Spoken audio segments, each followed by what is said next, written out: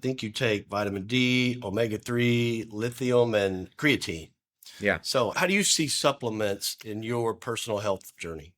Right. So again, I think one thing to say is supplements are supplements. They're never going to, and that means they're supplementary to the things that really move the needle, right? Which is by and large lifestyle factors.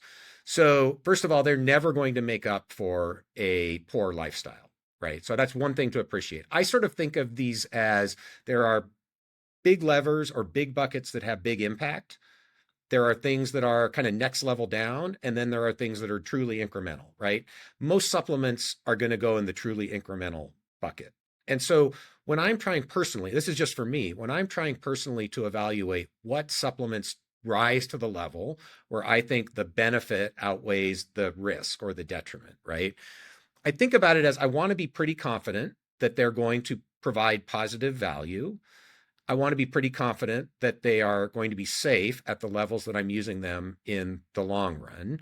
And I want to know if there are any potential interactions, or at least be able to predict if there are any potential interactions between all of the things I'm doing, including supplements. And that's what I think Brian's getting at, is we don't really have a good understanding of how these different molecules, many of which are truly bioactive, that's why people are taking them as supplements, are going to interact inside our bodies. If I go back to the airplane analogy, right?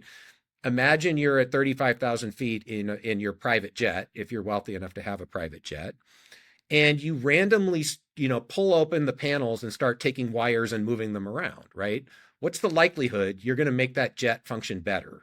It's pretty low. What's the likelihood you're going to cause it to crash? It's pretty high. I'm It's kind of picturing what we're that in my doing. mind. It's kind of what we're doing if you're randomly taking 100 supplements and you don't know which ones are going to do what. Your body is even more complicated than a jet airplane.